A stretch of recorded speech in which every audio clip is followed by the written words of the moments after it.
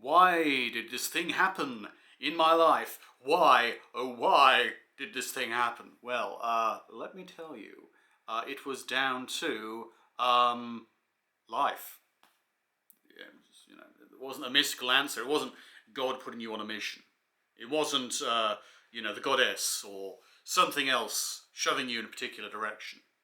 It was not a test from above. It was not your past life karma. It was not this present life karma. It was not future karma and some kind of weird fucked up notion of what karma and reincarnation could be or could mean. Interdimensional properties, energetic fluctuations, or some kind of connection to some kind of, I don't know, otherworldly or other state or afterlife, energetic properties, vibrations, etc. New Age junk, science and language.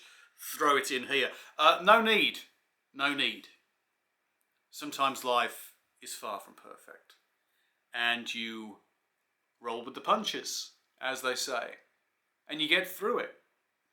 And you do the best you can with what you got. And some people won't do well, some people will do well. And even if you don't do well, you learn to do a little bit better next time, perhaps. Or at least in some situations. And you get through it and try and encourage other people to do better and to cope with their own situations, helping them out as you help yourself out, improving how you live. It does feel good to help other people, just as it feels good to get through stuff yourself.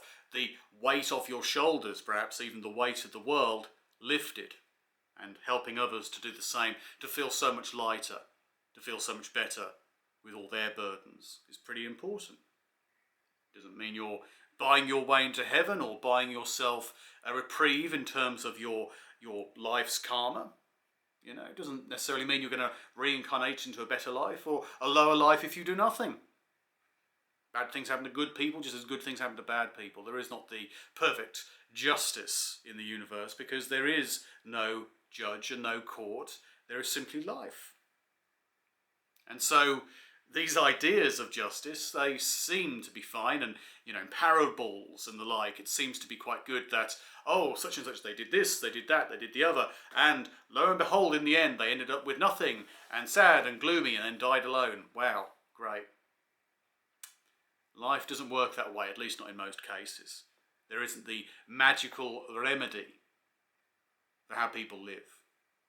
But if you want to believe that, you can. You can believe as you will. If you want to believe there are angels tweaking the universe, or demons manipulating human beings, forcing them to suffer addictions, if you want to believe that, you can believe that if you so wish. I don't think it will help you, though. It's the thing.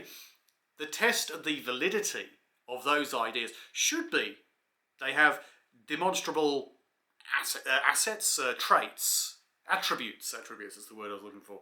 They have these attributes which are not merely a question of, hey, I believe this. It should be something which is somewhat demonstrable. There should be, hey, there's a demon on you. Okay, what's it doing? It's doing this, doing that, and the other.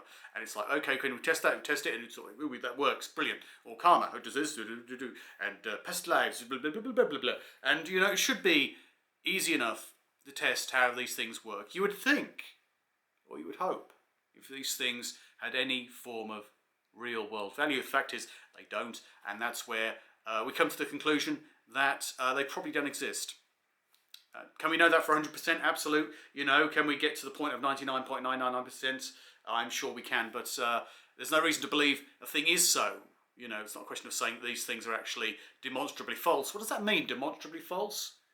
Other than saying those things that people say demonstrate the validity of an idea are not in fact demonstrating the validity of an idea, and therefore they are not valid. Invalid ideas. So the Tooth Fairy, Father Christmas, the Return of Jesus, the coming Jewish Messiah, Muhammad flying to heaven on a horse, all of that stuff, yeah, you can stick it. It just isn't valid. It's not demonstrable.